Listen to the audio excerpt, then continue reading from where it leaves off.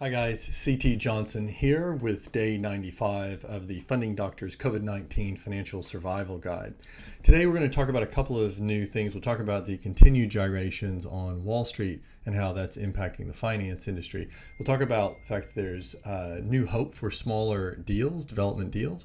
I actually got a line on a lender who is pretty enthusiastic about those deals going forward.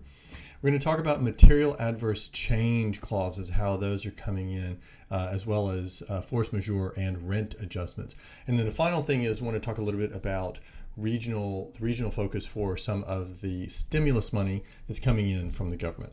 So we'll get straight down to it and talk about what's going on with Wall Street. So again, following a day when they had huge gains, they're now back into huge losses. The Dow is down almost 1,000 points. The FTSE is down 200 points. And today, unfortunately, the ASX followed them, where previously it had been able to maintain a little bit of separation from those other indices, but not today. So it looks like as some of the longer term effects of the quarantine are starting to settle in and people are starting to understand that this is going to last longer, whereas the markets are starting to understand it's going to last longer. That is causing them to react negatively. On the lending front, one of the best news that I got today was I talked with a lender who specializes in small projects, so projects that are $2 million and less, and he was actually pretty enthusiastic about the prospect going forward. So it's something that's actually new for me. Is previously I was actually starting to turn away deals like that just because they were not economic and there was no money to be made and they're very hard to get through. But now it looks like that might be a little bit of a growth area. So if you've got a deal which is small, then please refer it on to me and I'll see what I can do. It looks to me like we may have a source for that. So that's really good news.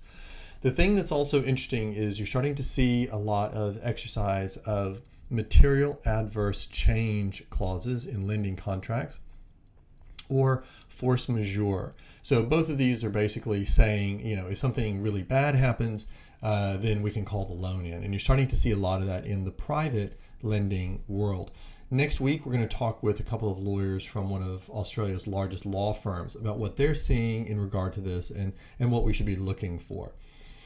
Rent adjustments is another thing, kind of a similar area where we've seen Scott Morrison come on and talk about the fact that they're going to talk about giving people rent abatements or stop landlords from evicting tenants, things like that. So one of the upshots or one of the effects of this is that now landlords are starting to renegotiate some of their rents and put in, reductions or abatements or something like that. So that's another topic we'll discuss with the lawyers to sort of see what they're seeing, since they're on the front end of a lot of these things being drafted. The final thing is tomorrow we are going to hear from a former New South Wales parliamentary member of parliament who is going to tell us about current stimulus measures and sort of where the focus for the money is going to be. One of the most interesting things that he told me when I was speaking with him is that there's going to be a substantial regional focus. That basically leveraging off of work that was done in terms of responding to the bushfires and the prolonged drought, that some of the COVID-19 stimulus money that has been allocated, the more than $189 billion package that was put together by Parliament, that a big chunk of that will go out into the regions. And in fact, they are appointing a regional minister, like a czar, to oversee that. So that will provide opportunities in a different area than what we have seen before. And particularly for developers, this may be a way to access money either directly or indirectly from the government. So those are some of the things that have transpired today. The good news actually on the pandemic front is that the curve is flattening. We clearly see that it's going up by a smaller rate than it was before. We also see that we've been able to maintain the number of fatalities much better than lots of other countries. And so in general, it looks like we're weathering it well. It is a problem for the property development industry and for the finance industry, but it also looks like both of those are starting to come to grips with how they're going to go forward. So although it's a little bit of bad news, it's also some good news in there.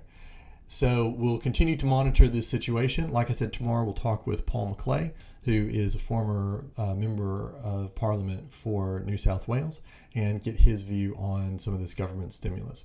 Until then, take care. And if you have any questions, any thoughts, if you have a situation you'd like to discuss with me, then give me a shout. This is C.T. Johnson, the Funding Doctor. Take care.